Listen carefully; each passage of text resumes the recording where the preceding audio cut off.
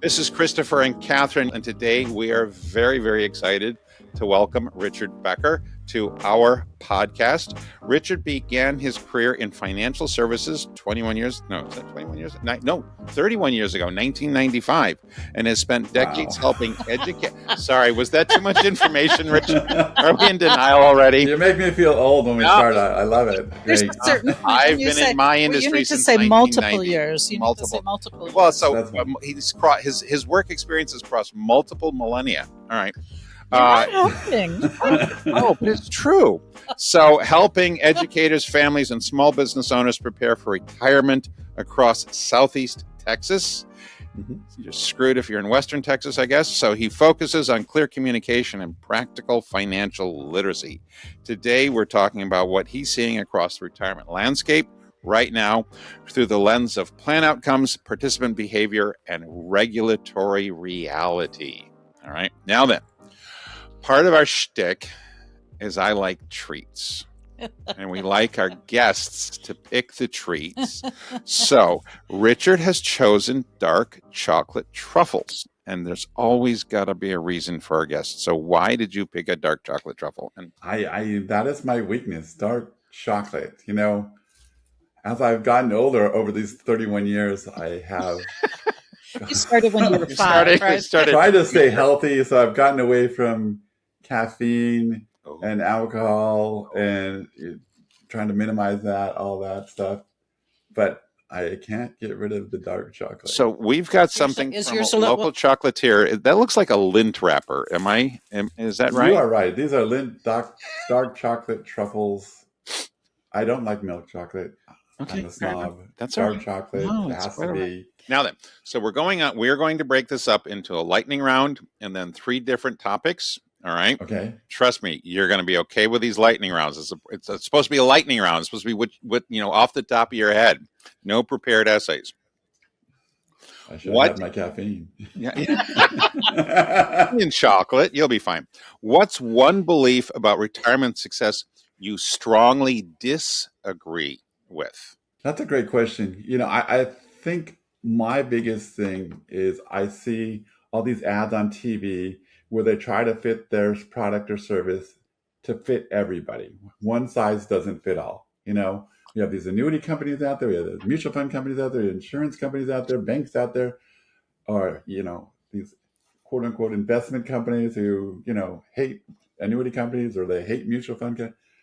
Every investment was invented for a reason. Everybody's situation is different. One size doesn't fit all. So if you're trying to just sell that one thing to that one person, that just drives me nuts because everybody's different. So there's not going to be one product that's going to answer everybody's concern. So I wrote down Richard's not a fan of tube socks. Of what? Tube socks. It's like a tube sock. One size fits all. Yes, boring. yeah. No. Okay. You're right. Now then, what is a habit you see financially successful people consistently share? They have that gene, that habit where they're always putting money away, no matter what they make, how little it is. They're always putting something away. Consistent. Right. I don't know if they're sharing it with other people, but that's the success I see. Okay. As far as I go. They started and they're just disciplined. They just keep going. All right.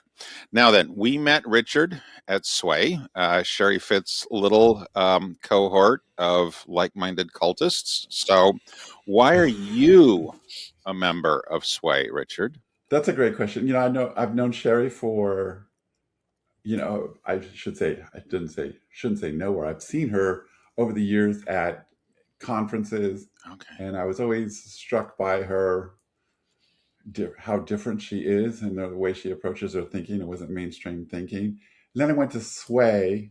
I try to go to two or three conferences a year. And what I've been doing in the past is going to one for the broker dealer. It's very straightforward and standard and it's always the same kind of thing. But I'm always looking for that other one that's thinking, that conference where people can think outside the box, because I'm an outside the box thinker. I can't, I don't want to be doing what everybody else is doing because you're just going to get the same results as everybody else. And I don't want the same results as everybody else. I want to improve, not just, financially, but as a professional and also as, on a personal level also. So all those things, three things really came together with Sway. And when I went there that first time last summer, I had some aha moments on a personal level that I would have never received if I had been at a regular conference or regular content approved by the inspirational place. But it was great, and I had like-minded people. Of course, I got to know you two a little bit better over the last several months, and it's been a wonderful, wonderful journey. Yeah. I mean, I did things I wouldn't have done. Like I wrote a children's book using AI. I wouldn't have gotten into AI. I wouldn't have written a children's book. I wouldn't, there's jumping ahead to the last question. No, but keep going, Richard. Keep going. There's so much there, but that's what I like to do. I'm naturally curious, like to explore things, and I'm, have a voracious appetite for learning new things. So I'm glad you used the word curious first, because one of the things, I don't know if it's a principle, a genetic trait, or whatever, but curiosity is becoming more and more important in my life, and knowing people who are curious. And you strike me as insanely, extremely, whatever, very, very curious person. So that's why I wanted you on the podcast. That's why I wanted to have this public chat with you. All right, moving on. 2 more quickies here. Biggest misconception about money and retirement that you see? I think people think they can get their money saved in a short amount of time. I think there's this perception that they can start saving for retirement at 55, and in 5 years they'll have enough for retirement. I see too many people around and a little bit older than me retiring, and they're my friends. Some I played hockey with in college, whatever. They retired at 62. They're poor. They didn't save enough money. They had this mental health burnout. They're just not. They just kind of got it all wrong. They never found work that they enjoyed. They never found a mission, never found a purpose in life. And it's kind of depressing to see that happen, where so many people retire young, unhappy, and poor. And a lot of people too, like I said, they think they can not save money, and then all of a sudden when it gets close to the end, they can save a little bit and they'll be fine. Yeah. I don't want to be that. That is no. It's not a comfortable retirement. Yeah, people think like retirement is like a milestone, like turning 21 or something like that. Like you hit 60s and then it's all going to fall in place. And it doesn't all fall in place. And you need to start practicing for it when you're 21. So what do you tell your friends, Richard, when they say, why aren't you retired yet? Because we're starting to get that. Or they ask, who's going to manage my money when you retire? And are you calling me old? Yes. Well, the thing is, I enjoy my job. I love it. It's a calling. When I first got in this business in 1995, there was a 90-year-old person, 95-year-old, no, he's 90. And he was a bond trader. And he'd come in at 6 a.m, leave at 10 a.m. every day. He'd just find the bonds that his clients need and leave. And then there was a couple of people who were like in their early 80s, more like country club types with their, how would I say this politely, with their boots on the table, and they just go out and have long lunches. But as long as your brain works in this industry and you enjoy what you're doing, you can do this forever. Yeah. And it's not that taxing. You can, kind of set your own hours too, to some degree. I love what I do. I love helping people. I don't have a definite retirement. I will, and I sold part of my business because I want to work with fewer people, more like-minded people, and people I enjoy with. So I'm just becoming more discriminating. I guess that's a better word. That's the better word. Yeah. On who I work with. And I'm just enjoying it actually more and more now. And it's great to see people who have had success in the retirement. Individual retirement results vary. Past performance is not indicative of future results. With their retirement, figuring out how they're going to hand this down to the next generation, working with multiple generation, families and just seeing how it all works. That's the positive side. When that happens, it's just it's a beautiful thing when you can see intergenerational wealth being handed down from generation to generation and keeping those core values intact in the family. It's really a good bond and a good cement when it's done right for the family, for its posterity. And I think how you're summarizing that, how I would see that is by people having good savings habits, that when they get to those retirement ages, they can really make a decision. Am I enjoying what I'm doing? Do I keep going? Now it's beyond just keeping myself alive. Do I pass it on? You just have more options. But yep. I'm just pointing out that at my age, I really feel like I have some friends who are kind of like, if you were successful, why aren't you retired now? And it's kind of awkward. Yeah. Because I mean, there's only so much fishing and badminton, tennis, golf you can do. Yeah, I know. But I need to keep my brain working. I want those wrinkles. Yes. In your brain. Yes, and I mean, yep. And as you know, we're going on a trip to Hungary, so I started learning Hungarian. I'm up to 1,000 words, by the way. I'll let you know how that goes. Okay. So you just grab things and go with it. There's so much to learn. There's so much out there. And back to a happy retirement. The people that I see, and I see my wife in this to some degree, is she's just out there spoiling the grandchildren. And if you have the money to do that, and our kids are spread to the wind, so she's always here, there. I mean, what better way to spend your retirement than spoiling grandchildren? Yeah. I guess. We don't know yet. We don't know yet. We understand the concept. All right. Okay. Now, you'll get there. This one could take a while. Okay. A hobby or fun fact people would be surprised to learn about you. Oh, gosh. Pick one or two, Richard. And this is why I'm surprised we have something as mundane as dark chocolate truffles. Let's see. That judo award right there. Okay, didn't know about that one. So when I was young, I lived over in Japan for a long time. Maybe people don't know that. I'm fluent in Japanese, and I got a couple things about Japan, actually. Yeah. So let's start with the judo thing. The judo. So there's two types of people who go to Japan, generally speaking. People who are into animation or people into martial arts.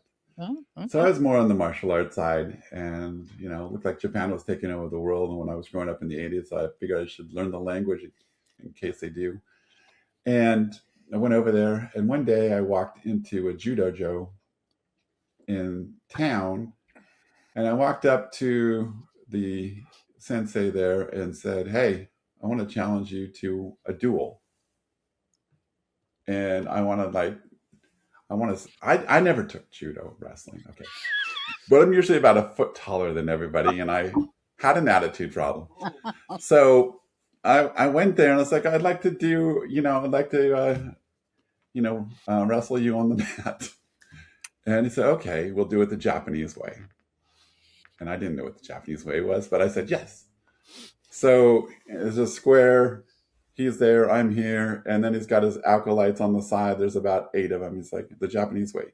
So what he made me do is wrestle the first 8 before I got to him.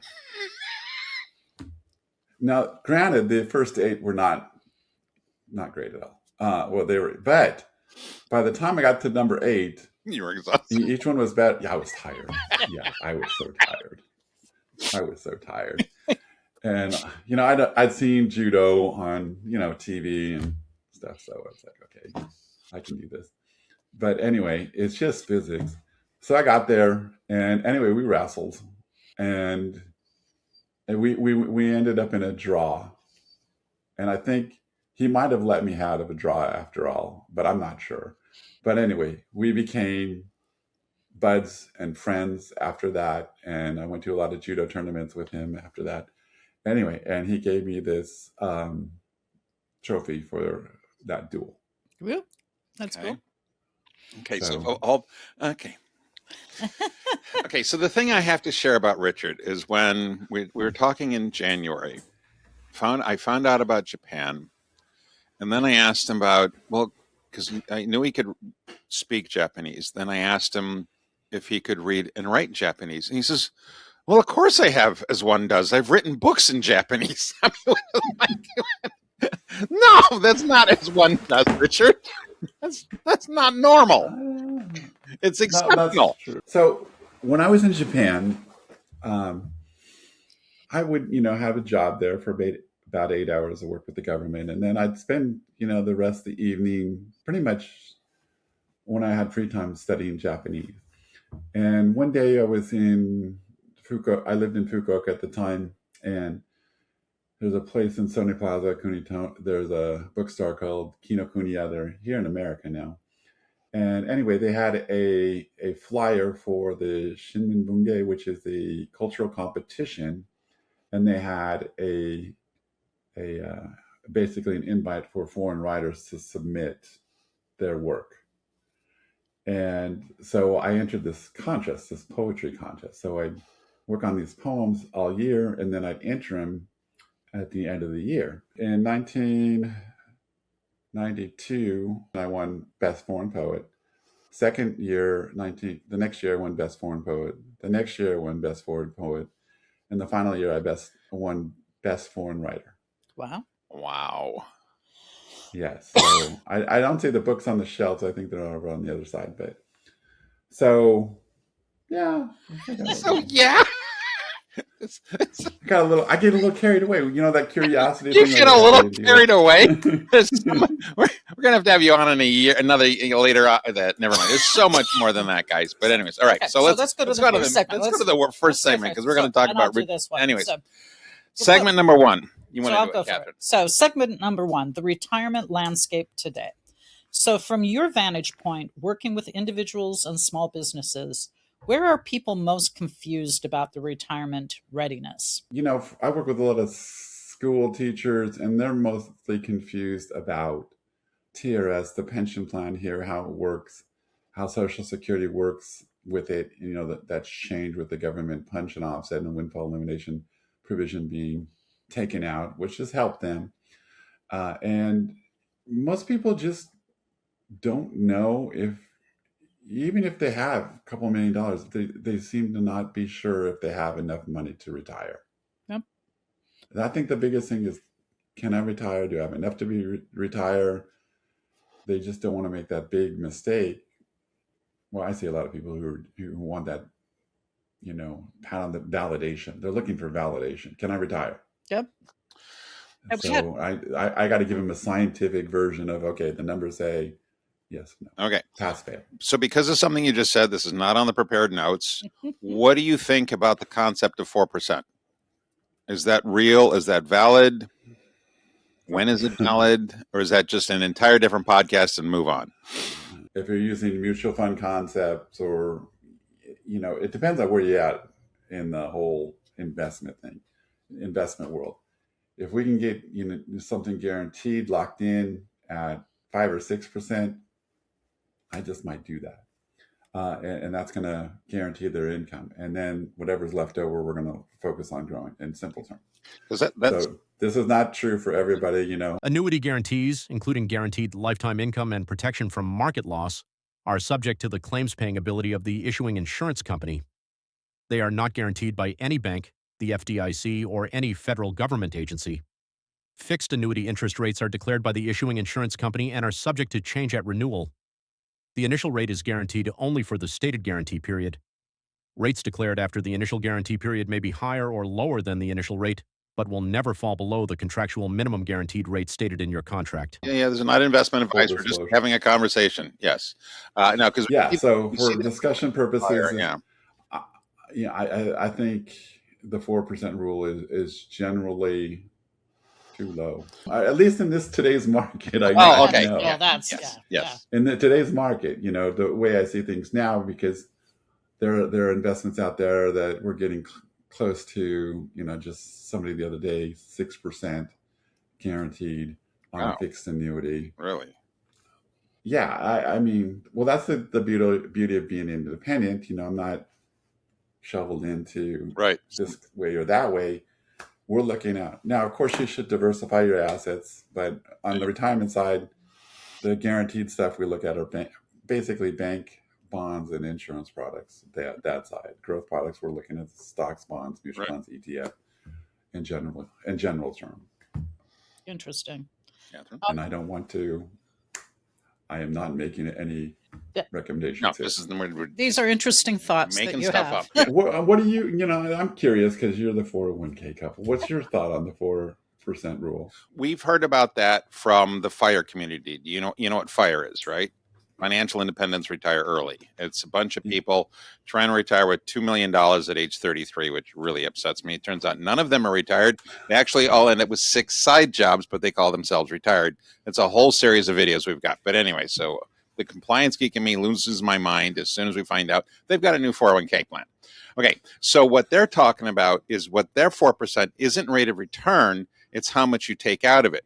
So if your number is 40,000 a year, okay, then you only need at least $1 million in liquid in order to start retiring, because if you're growing at more than 4%, if you're only taking out 4% of the principal of the body, okay, then your value is still going to grow over time, is the theory, okay? But then we see a lot of comments. That's for like when you're supposed to be taking 4% out when you're 65 or 70, not when you're 35. That's too low a number, or you're not starting off, or is it too low a number or too high a number? I mean, your principal isn't enough. So so that's where we hear the 4%. Hypothetical examples are for illustrative and discussion purposes only and do not represent actual investment results. Individual results will vary, not a recommendation or offer to buy or sell any security. Well, I mean, I talk to a lot of people, and generally I work with more people who have, let's just say, $1 million, maybe 500 to 1.5, and they really have to make the numbers work. So there's not a lot of room for error. Now, if you're like a Dave Ramsey and have 75 million in the bank, yeah, and you need 100,000 to live, the market fluctuation is not going to hurt you, So right? it's more like your margin of error has. The margin of error on, 10 million versus a million is a little different. Significant. Interesting. Significant. Thank you for So I bringing that concept up. That's the first But time we've heard that. Yeah. But I've also heard some people say you should have, you keep liquid maybe what you need in a year or 2 years, and then the other part you're investing. You should always have it that you're not pulling at the wrong time. Right. Yes. You don't want So the to. whole idea of like take out in 4% is so 2008, yeah. magical. Yeah, but in a bad market, 4% is harder than in a good market. And so I do like your idea of the whole, what's the nut you need to live on, and then what do you do with the remainder? So it's good to do a 2-step rather than just 4%, I think. Okay. Right. I mean, and there is the bucket approach too. Again, it goes to each situation. You're right, though. 1 year worth of living expenses, 1 to 2 years kind of liquid, and then you have the 3 to 5 years in this bucket, 5 to 10, it's 10 plus. Kind of ladder. Yeah. Like ladder. Yeah, maybe. well, Okay. kind of. But the bucket approach, there's some truth in, like I said, and this is what the beauty of being independent. There's some truth in all of those, and it really depends on your situation, Right. on which is going to make sense, your risk tolerance. Yes, I think Your health. generally people, your health, absolutely. So, what have you seen any changes in participant or investor behavior over the past couple of years? Well, that's what I was going to. Now, my thought came back to me. What I see a lot of people say they're aggressive until the market goes down. Oh yeah, then they're not. We want all of the market. It's like, Right. And then, or if they're not in the market, it's like, why am I not getting 12%? Because you said you don't want to lose any money. Yeah. Yeah. So With what you just said, it's very interesting. So our son works for us in the industry. Okay, he works with us. He's like, Dad, why does everybody always wait until the end of the year to take out their minimum required distribution? Because it's not a percent of current assets, it's a percent of the prior, and we're talking about defined contribution plans, not pension plans, okay, because it's a percent of last year's ending account balance. And he says for almost your entire lifetime, the market is going up. And since you're taking out a fixed dollar amount instead of a percent, people want to wait as late as they can in the year to take out the smallest percentage possible, even because it's the same dollar amount. He's like, oh, okay.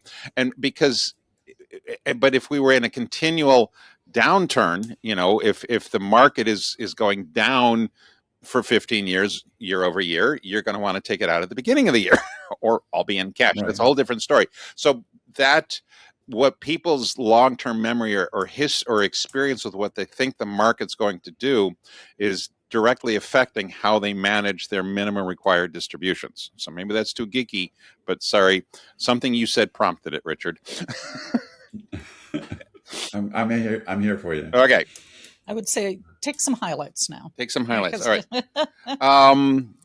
Are there concerns that you're seeing, the people you're talking to, maybe the teacher or who, are they raising different concerns more frequently now than they did 5 to 10 years ago? I think, people are still recovering from, people used to put a lot of their fixed income in bonds, and bonds have not been doing well. So there's a lot more talk. We have 3 conversations in Southeast Texas, to generalize, especially in the rural areas: God, gold, and guns. Okay. So there's a lot more talk about gold as a replacement for a lot of fixed instead of bonds. Okay.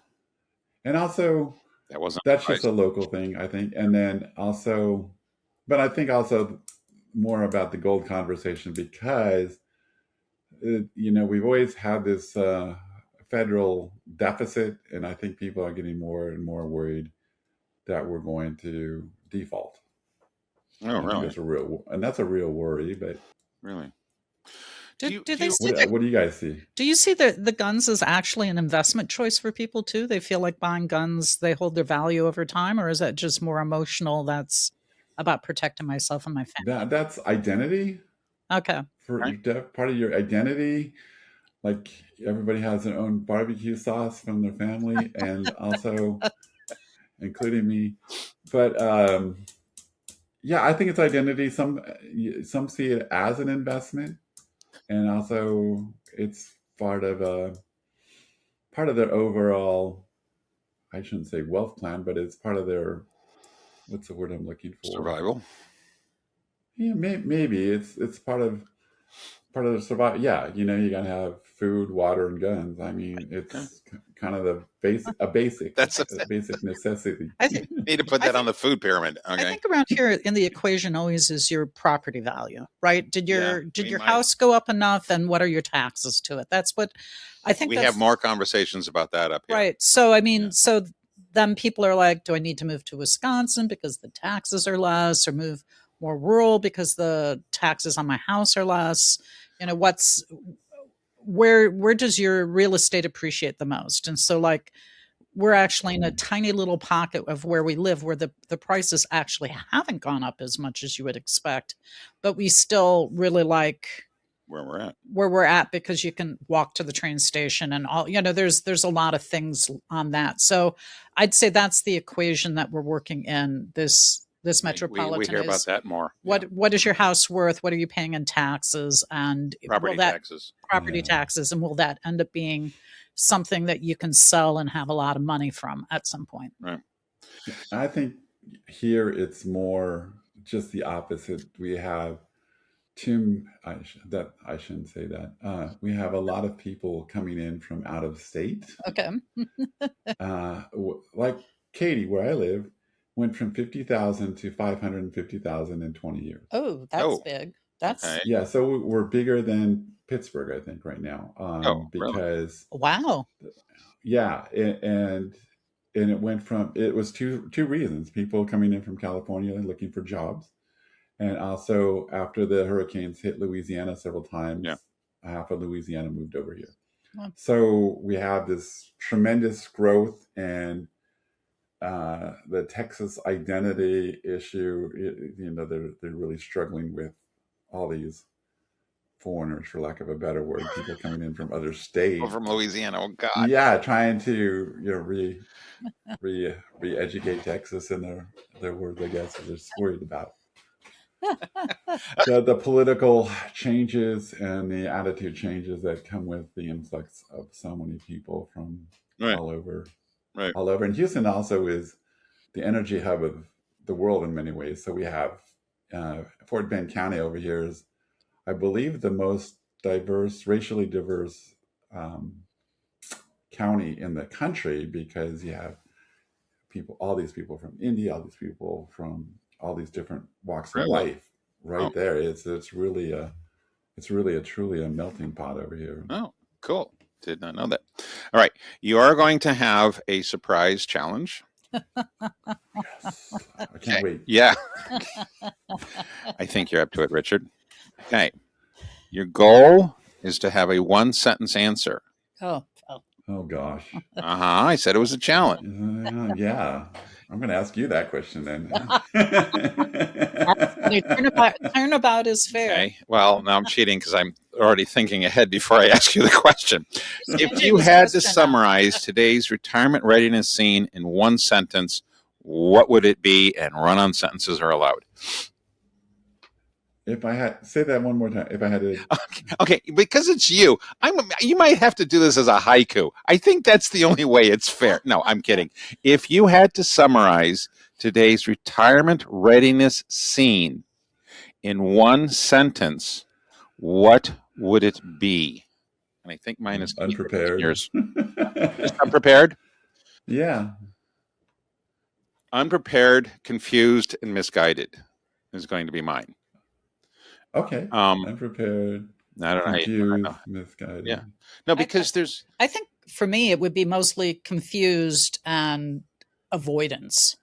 Okay, that when you're confused, you have a lot of avoidance things. So you're like, I'm in my 20s. I don't have to think about retirement now, or I got the plan at work. I'll just do to get the match, but I'm not going to really think about where it goes. I didn't really realize there were these options. I just think there's a lot of avoidance because it seems complex and hard, and it's making big decisions that people just feel like they can push off to later. For me, most confusion is that, so for us, thank God the IRS and DOL are confusing. Okay. No, in all seriousness. Yeah, no, you're right. You're right. Job security. Okay. My goal is that at some point we can distribute annual notices with emojis via just emojis or emoticons. I'm 100% serious, Richard. Zero snark, zero sarcasm. Okay. People would pay attention then. What's the Roth emoji? I have no idea. See, it's a bruised peach. So. Darn it! I was going somewhere with this, dear. Okay. You did your riff, and Richard, I've lost my train of thought here. No, it's just that there's so when East of the Potomac sees a problem with people paying attention to what's going on, their answer is to give them more words to read, and that is counterproductive. Okay, you do not fix retirement readiness by giving somebody something that they have to read that is written in a foreign language. And that's kind of my spiel in a lot of ways, because I went from translating Japanese, but I'd like to tell people that my job is to translate Wall Street into Main Street. Which one was harder, Japanese or Wall Street? It's good. So I still think Japanese. Okay. It's probably invented by Wall Street. One thing I did think of, though, through this whole thing, and one thing I do see a lot of now, and I've literally handled hundreds of death claims, but what I see a lot of is a lot of people, one spouse will take care of the finance and the other spouse won't. The saying is 80% of the men will die married, 80% of women will die single. And I see a lot of people not working together financially. And a lot of these spouses, the one who does the finance might be a little bit arrogant about everything and never say anything and never let the other spouse be a part of that picture. But when they leave, it's just it's just a disaster, not only emotionally but financially.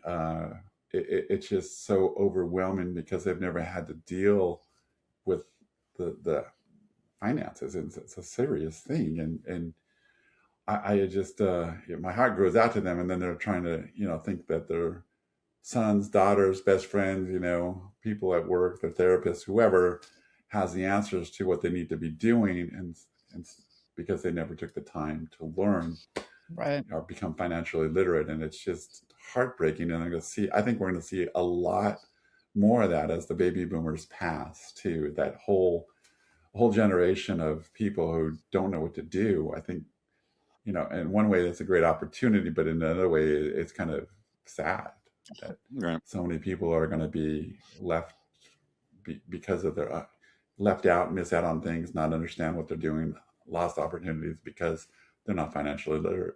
No, no. Yes, financial literacy, financial readiness. So, Richard, do you see anything in your practice having changed because of AI? Meaning, do clients come in and they seem to have some understanding of things because of it, Or a bigger or misunderstanding. bigger misunderstanding, or are they too scared and they just want you to explain things? Do you see AI as having any effect on your clients and your practice? Not from the client. No, I don't see a lot from the client side. I do see a lot of clients though stalk me before they engage me. And I called one person out. I was like, yeah, actually they looked you up and did this. I was like, so you're stalking me? No, I'm not stalking, but they do go, and I think they're a lot more investigative on who they're working with now. Yeah. I don't know if that's Are they AI stalking driven. you? I use AI a lot more. It's just been a real time saver and equalizer in a lot of respects for So me maybe and my this is a industry. rude question then, Richard, but so have you, and if you tell us to cut it out, I'll pause along, so has anybody specific, excuse me, has anybody specifically fired you because they said they don't need you, they're going to get all their advice from AI? They're going to talk to Claude instead of Richard? No, I do have engineers, a lot of engineers who are afraid to engage me because they think they can do it better. The rocket scientists out there who have other Excel spreadsheets and have more information than I do on everything. And That's been an engineer problem for a long time. So but that's the thing I see is they're doing all the financial thing, and then their spouse. my Don't right, say no. my Yeah. the first job I had where I could stop borrowing money from my parents was selling life insurance in the South Seattle area in the 80s when Boeing was strong. 90%, because I'm not going to go into the details, but I had a defined territory, and it seemed like 90% of my potential clients, I had a confined prospect pool, were Boeing engineers.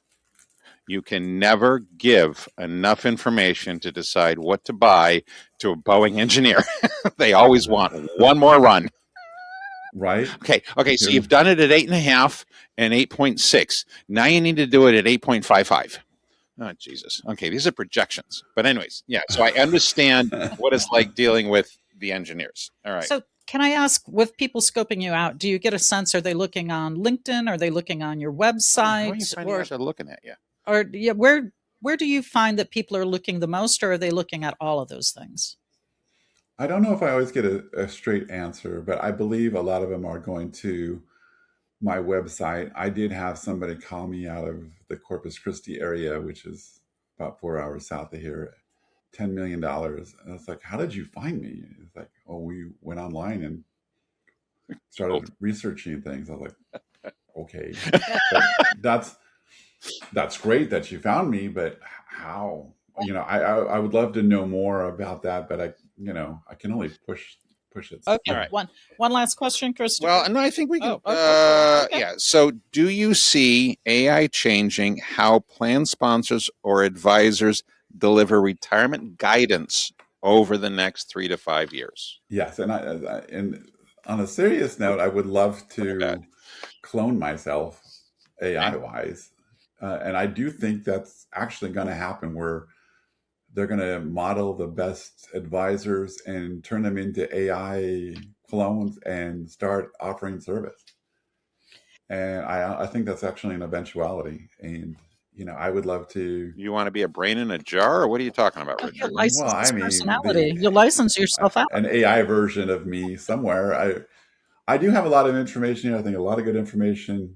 I don't know how it all works, but I think it's an eventuality that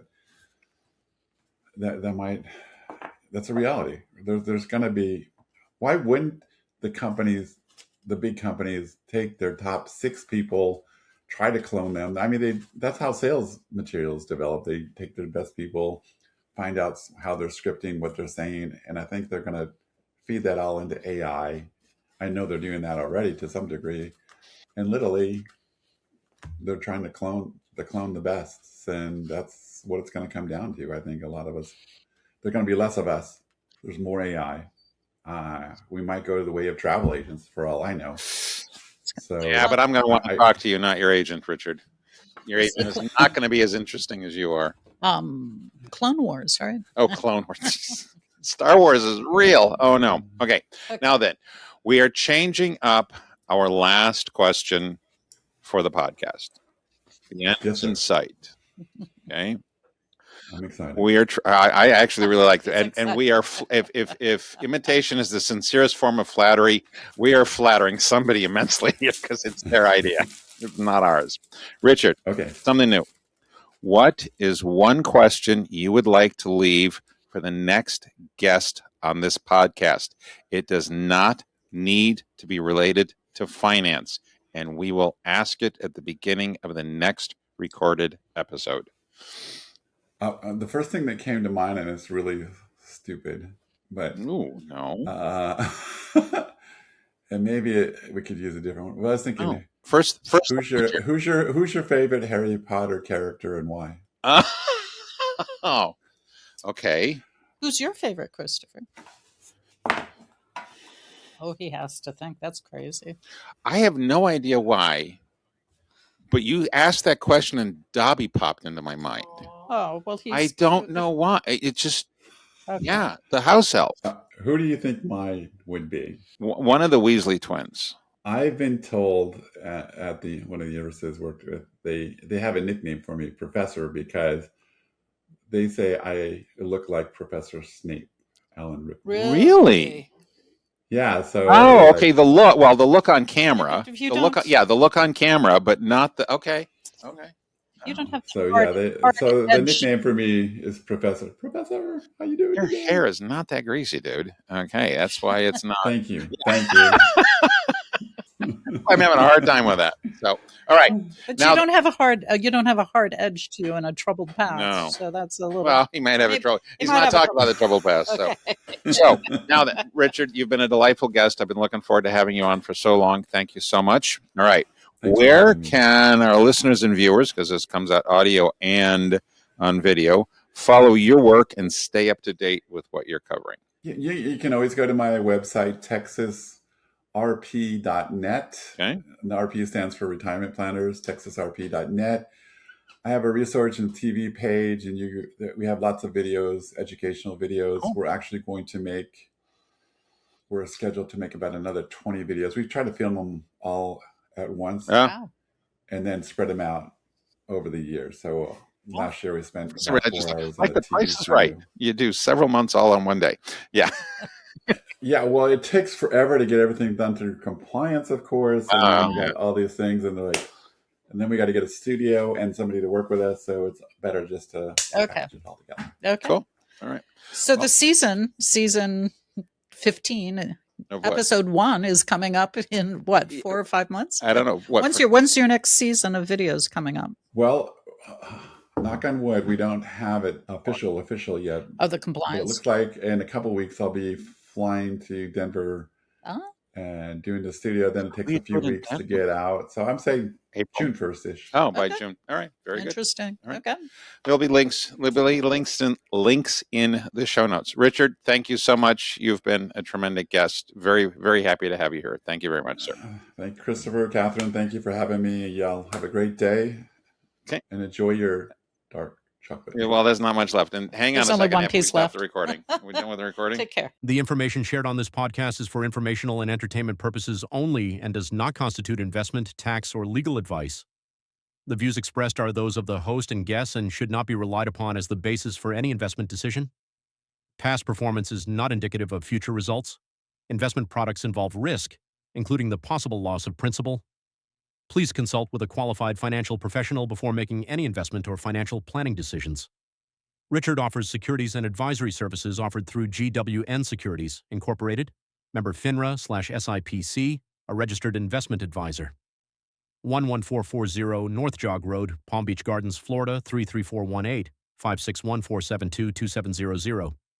The 401k couple, Texas Retirement Planners, and GWN Securities, Incorporated are separate companies.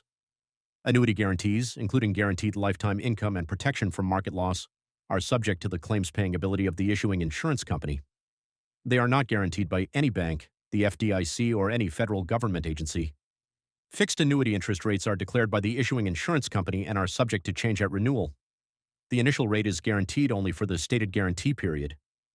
Rates declared after the initial guarantee period may be higher or lower than the initial rate, but will never fall below the contractual minimum guaranteed rate stated in your contract.